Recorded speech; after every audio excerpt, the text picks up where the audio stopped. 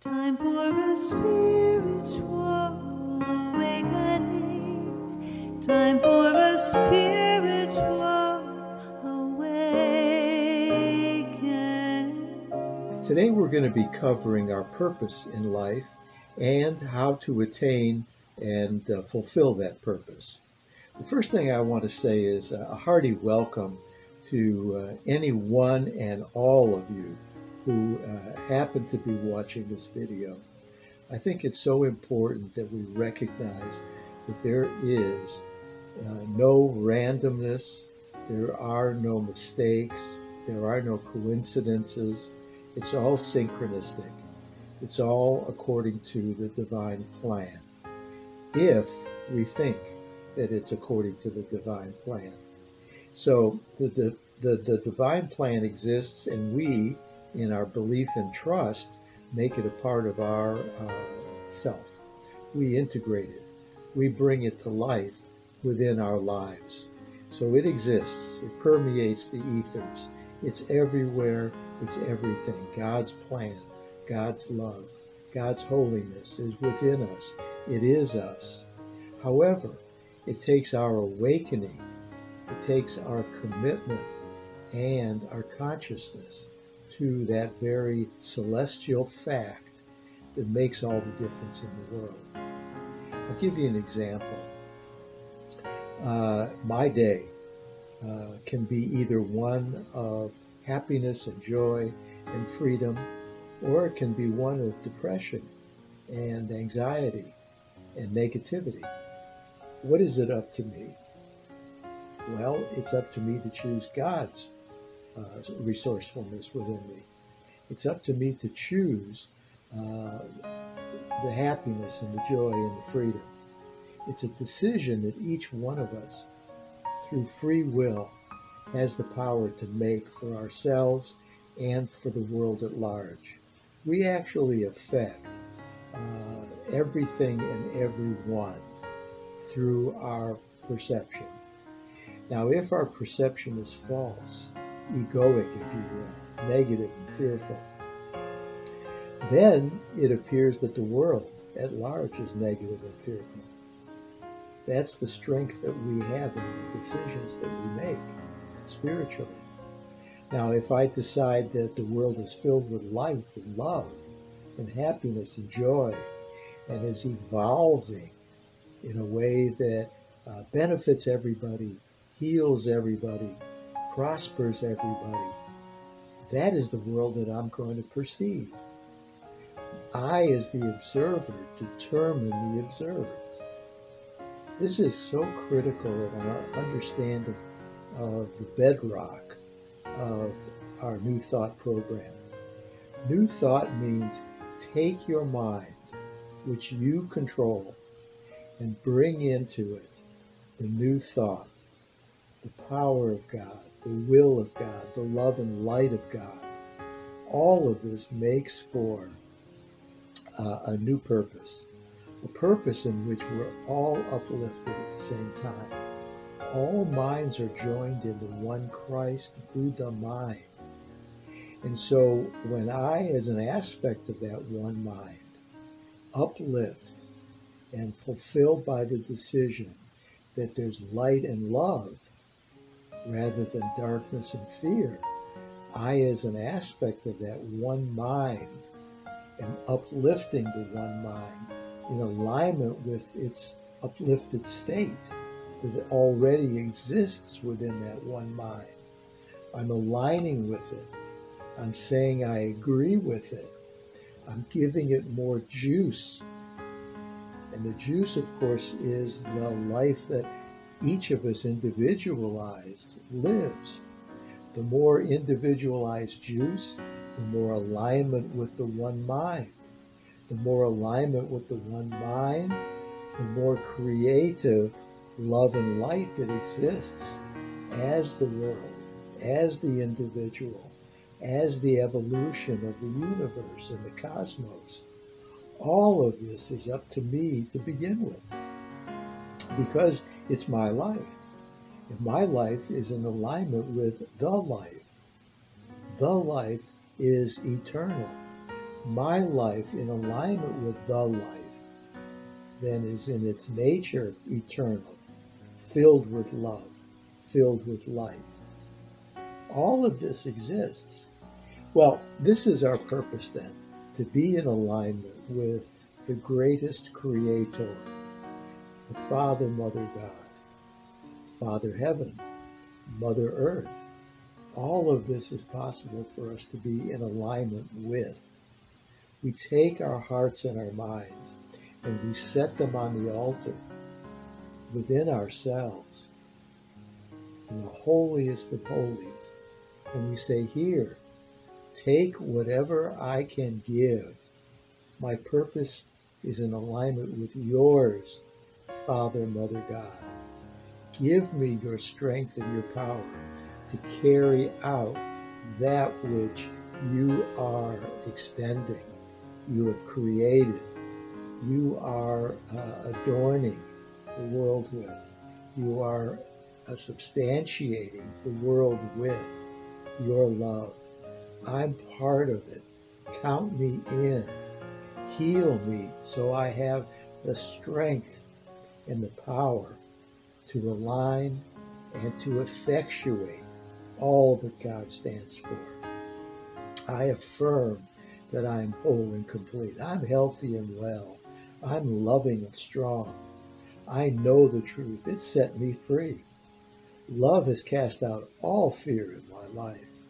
There's only truth. My mind is in alignment with the mind of God and Christ and Buddha and Tao. And this is the truth of the Krishna. This is the truth of the Shekhinah, of the light. We go in accordance with the guidance and the sustaining of God itself.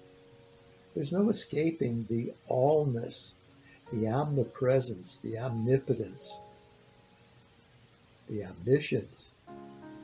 If you knew who walked with you every step of the way, before you, stands behind you, beside you, above you, below you, you would never have a fearful thought again. You would never indulge in such illusion and falsity. It could never be. The only thing that truly exists is the true self. And the true self is God created. And everything else is unreal. It doesn't exist. It really is the darkness that goes away as soon as the light in our mind is turned on. You can turn it on right now. You can turn the light on in your mind. And how do you do that? You make a decision. You get up in the morning and you say, this day I decide, right there, I decide. Well, all of a sudden, all the forces are at your beckoning. They're waiting for your decision. What's it going to be? I'm deciding. All the forces of the universe are aligning, and I'm aligned with them. And I say, here's my decision. I am sustained by the love of God. I am sustained by the power and the purity of the angelic forces that surround me. I am a loving, forgiving soul. I've decided this today, and all of my day will be in alignment with God's creative purpose for me and as me. Well, now that I've said this and I've made my decision, and I've made it in my mind, and I've stated in my auditory exclamation, and I've journaled it in my journal, I've written it out, and then I've had subsections where I've delineated this is consistent with what I'm going to do today. And I start naming some goals, some activities, some things to do. I'm giving you what I've learned is the keys to the kingdom. And they're all celestially authenticated and originated. There's nothing that originates at the level of the effect in the world. The world is truly our oyster, but it waits to be created and co-created by our decision. What's it going to be today? I'm deciding this morning, today. And I can start my morning and my day over again anytime I choose. If I have a sense that things are going amiss, that simply means that I'm losing my connectivity to the energy source that sustains me with love and light. And I want to renew that, re-plug in, so to speak, the fibers of my mind to the outlet that has, the ability to give me the recharge, to open up every atom, every cell in my body, every, what do we call the pathways, the linear pathways in my mind. They open them up, new pathways. The old ones are covered over like scar tissue because they no longer serve us.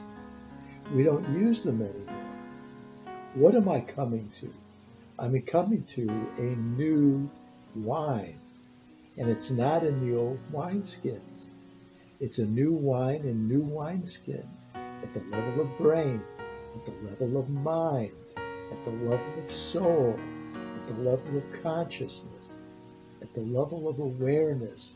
I'm awakening from a sad and fearful dream to one of reality. The real world exists at the moment that I decide to drink from the well, to drink the holy waters that sustain me. And of course, this is available anytime. So make that decision as early in the morning as you can, and as often and unceasingly throughout the day as you can. This is the nature of our life. This is the nature of God's creation, and we want to be on that boat. This is Noah's Ark that we have chosen to be on. God created the ark with the idea. God said to Noah, build yourself an ark, for the floods are coming to wipe away all of the old ideas that no longer serve you. So this is a reinterpretation of the flood story, if you will. But it's really the truthful version. We engaged in those kinds of thoughts and speech and behavior that led to our sense of drowning. Well, this could never happen in God's world. So God said, build yourself a figurative ark. I'll give you the dimensions. I'll give you the plans.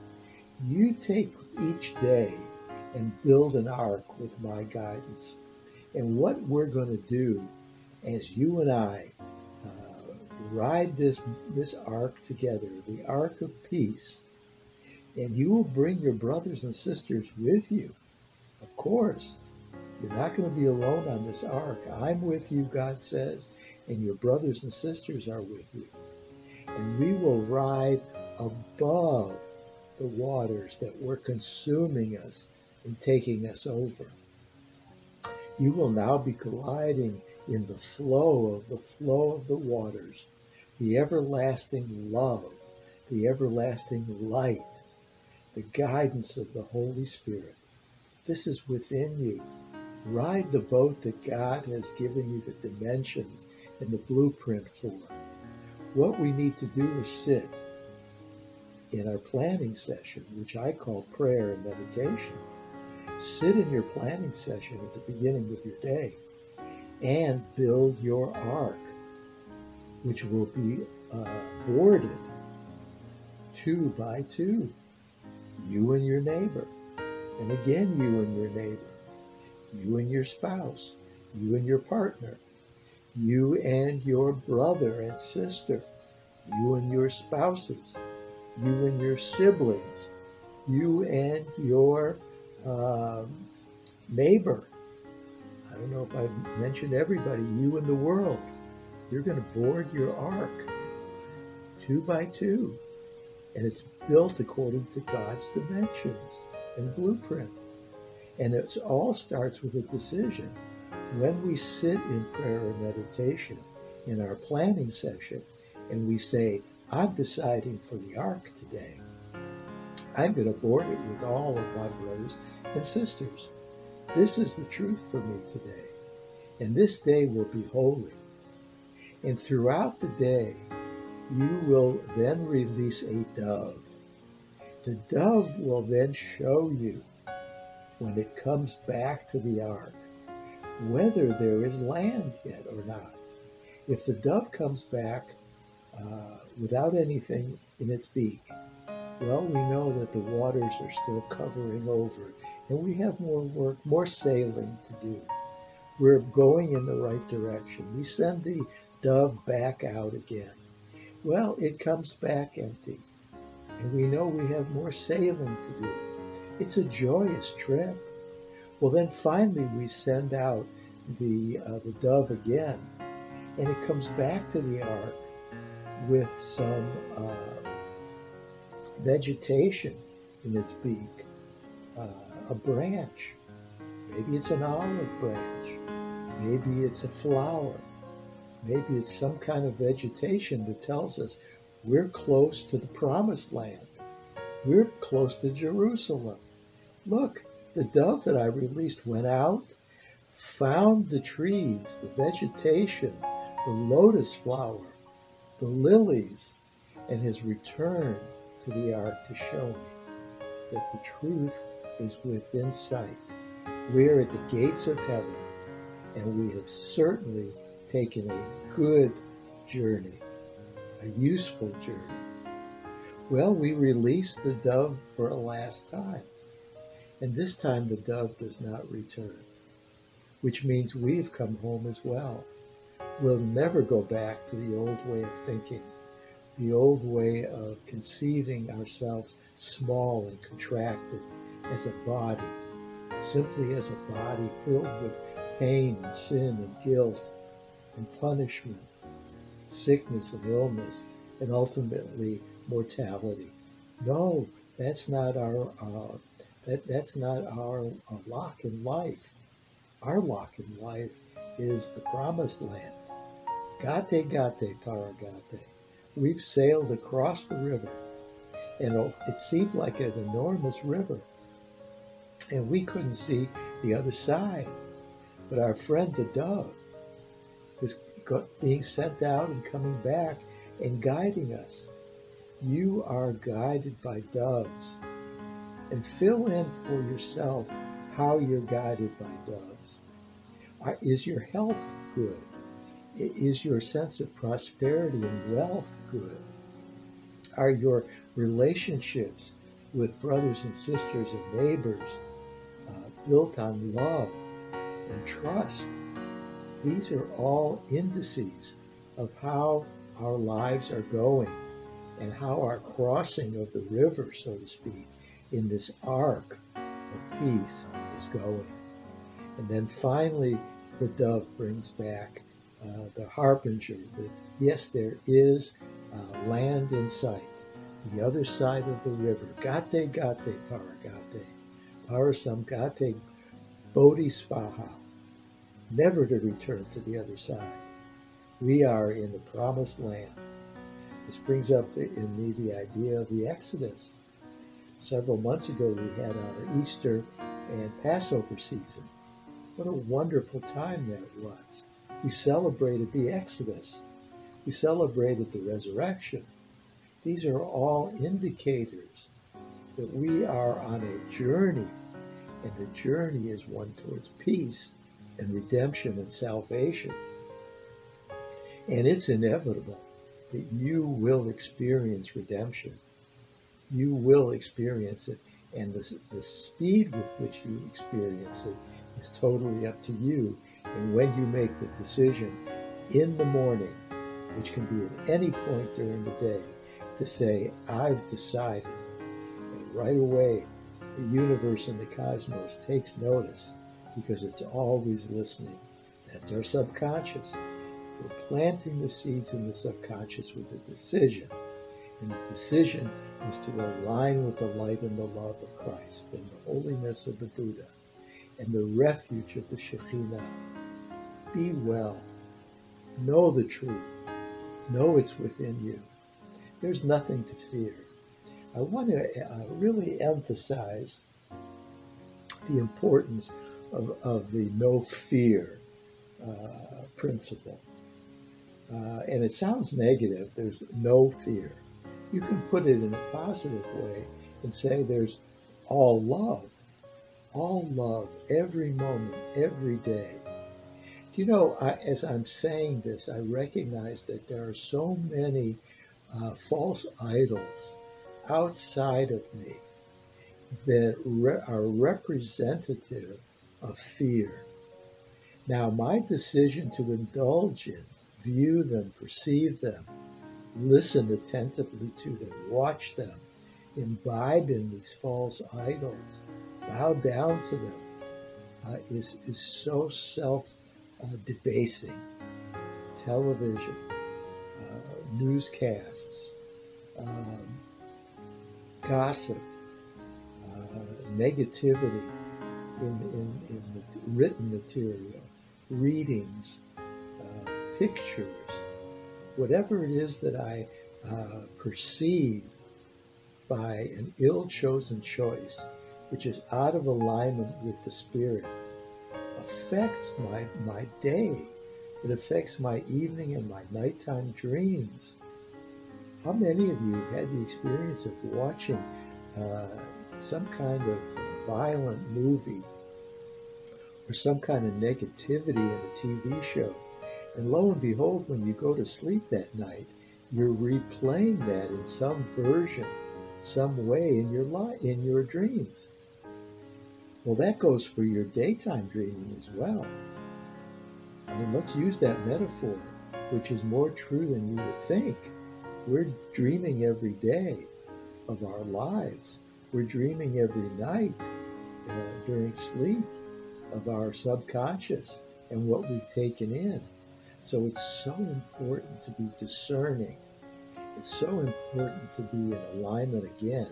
I've decided for God's decisions. God will guide me. When I place my faith and my trust in God's decisions today, and I place my trust in God for the future, I know that I won't be bowing down to false idols. I will be sustained by the love of God here and now in the eternal moment of forever, right now.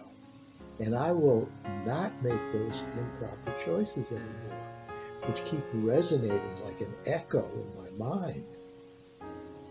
This dream of the world was constructed by the ego part of ourselves in our minds. And we are now turning away from, pivoting in our decision away from the negative to the positive part of our holiness in our minds, so that the dream becomes a happy dream.